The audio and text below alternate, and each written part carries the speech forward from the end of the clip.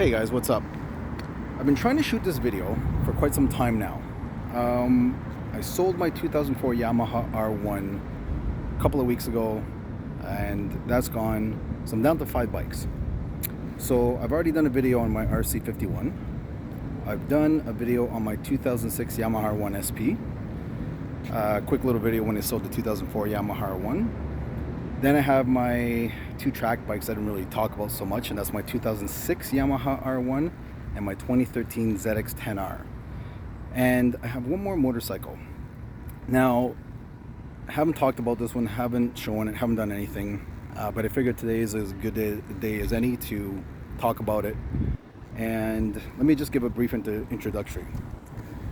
So this motorcycle came out in 2008. And when it came out, it really made a lot of waves.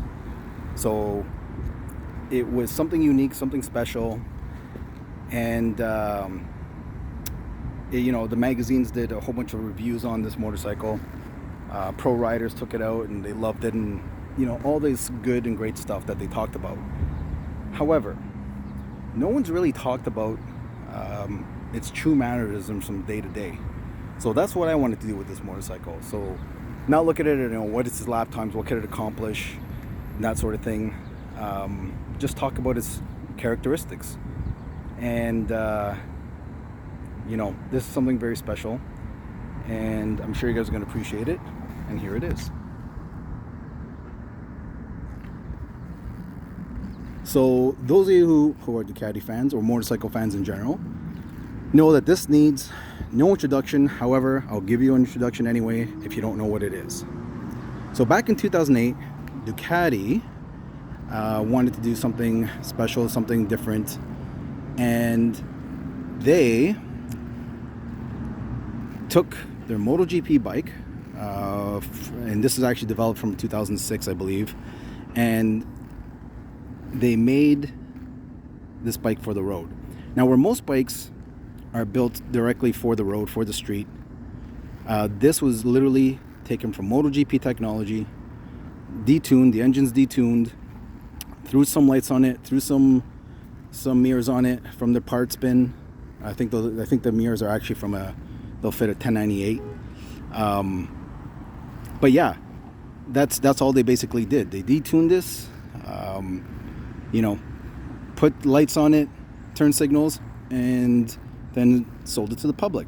Now there's only 1,500 of these made, and as you can see here, this is number 238.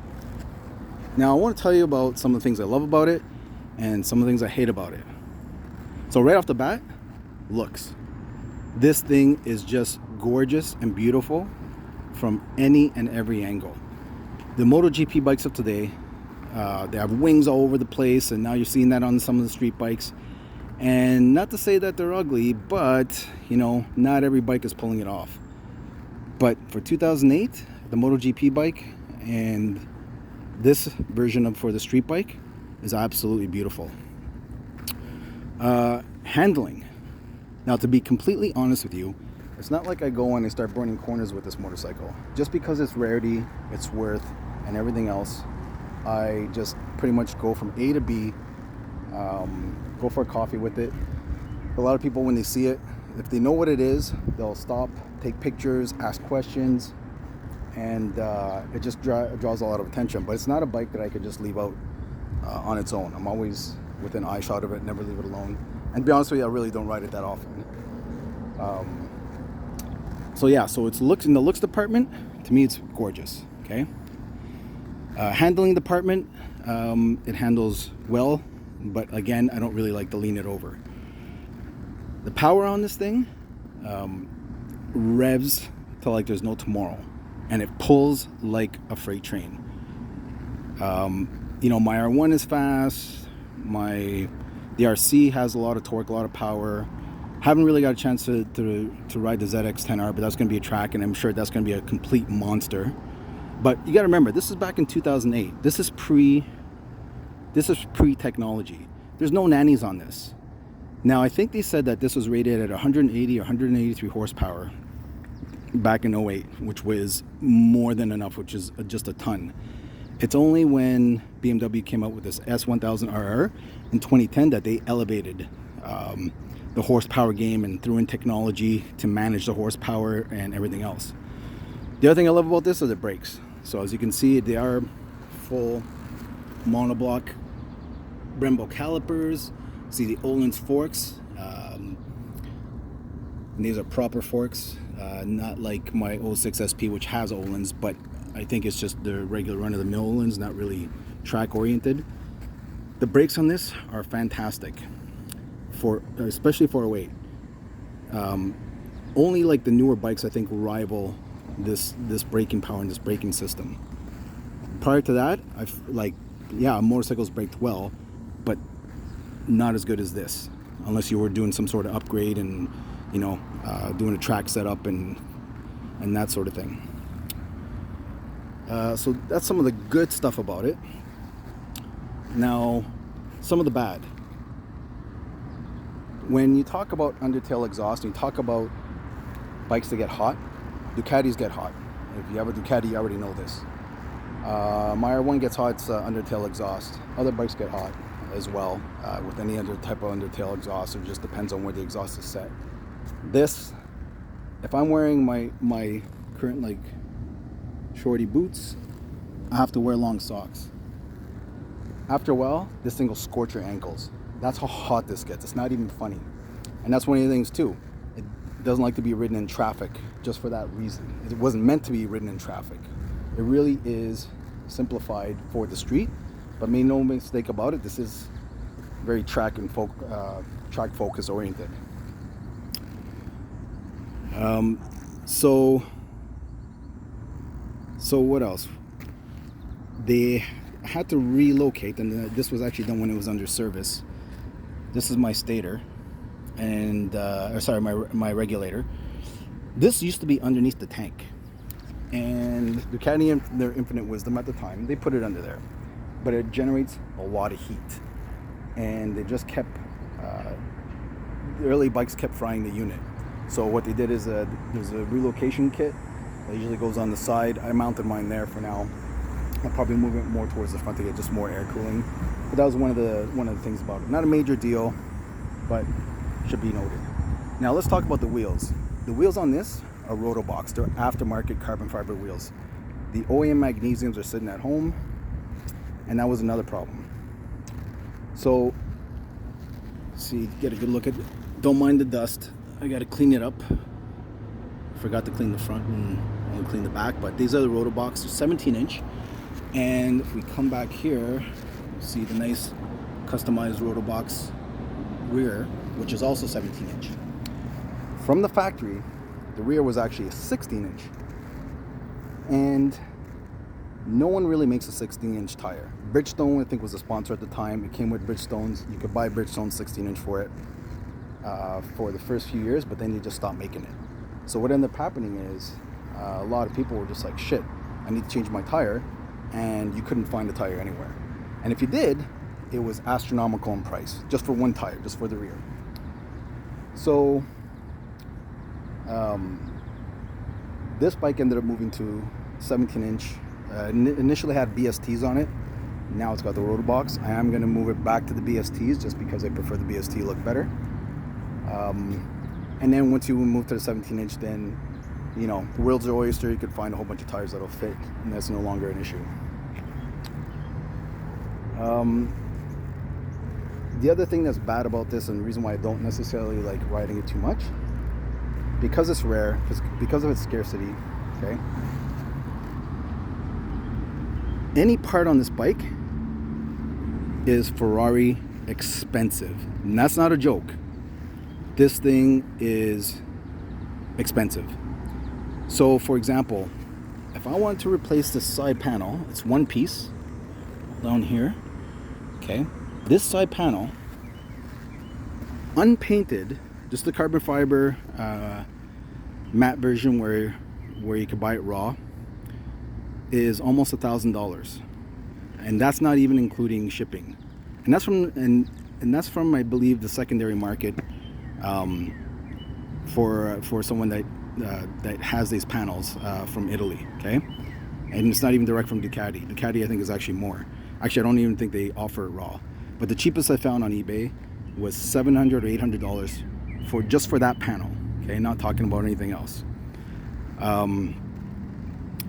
If you want it painted, you're looking at about $2,000 from Ducati.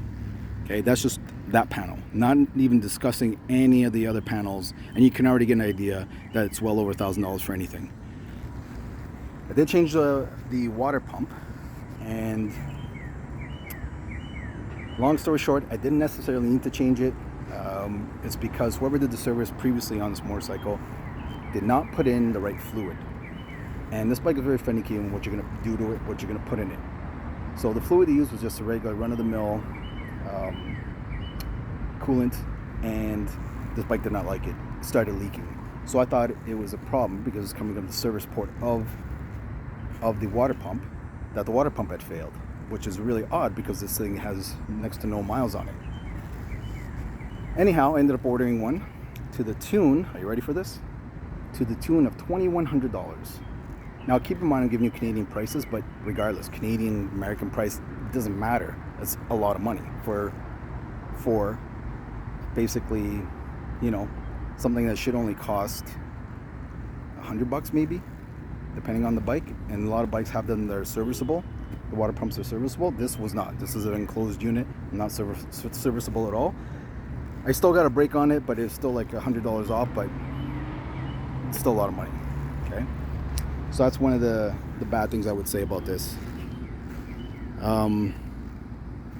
The sound, and I do want to make a video, I'm not doing it today. I want to compare the sound of this to the RC51. My RC51, you guys know, those of you who have RC51's, you already know it's a gorgeous bike. It's a great sounding bike. One of the best sounding bikes they probably ever made. It's a toss-up to say which one actually sounds better. So if I'm riding the RC51 and I'm on the highway and I have the undertail exhaust on my RC, those of you who saw the video, and it's aftermarket, but it still sounds like an RC, maybe slightly louder, but it's beautiful. Any rev range is beautiful. Start it up, it sounds like thunder just went off.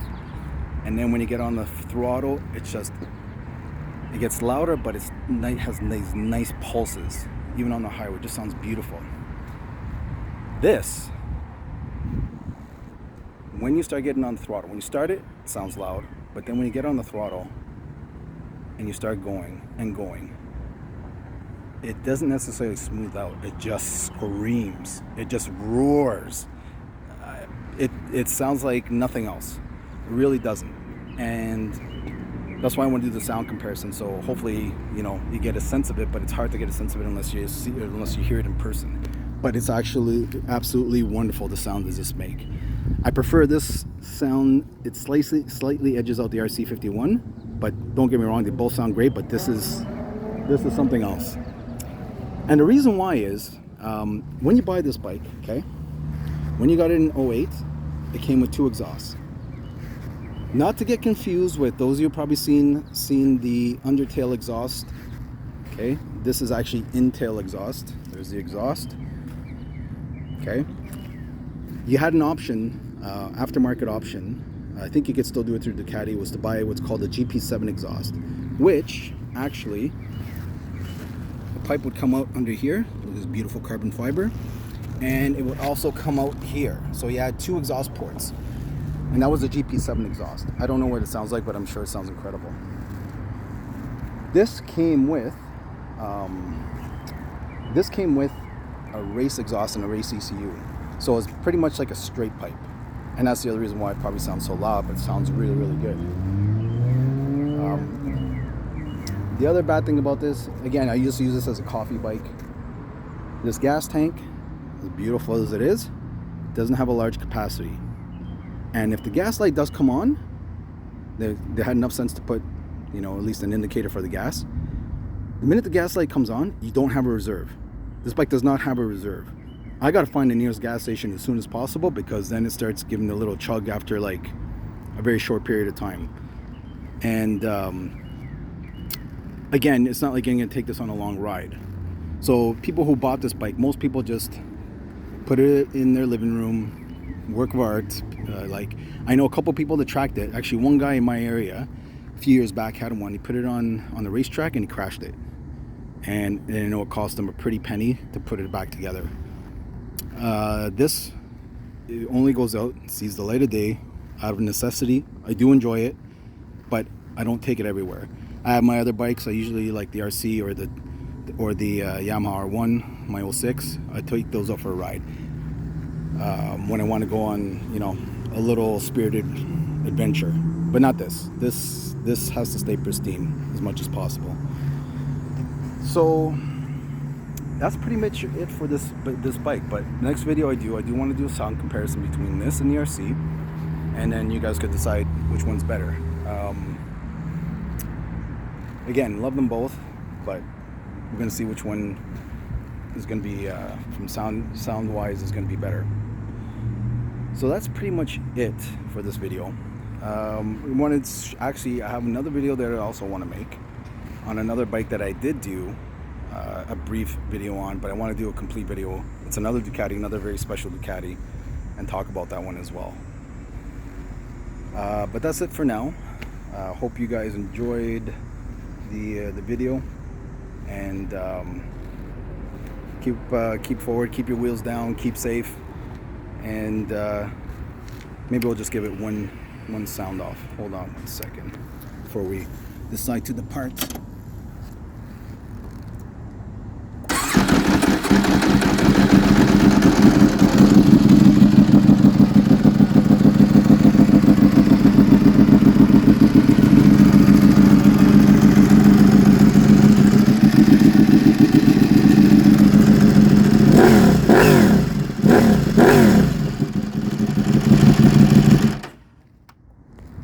Alright guys, that's it for now. We'll be doing this again. Cheers.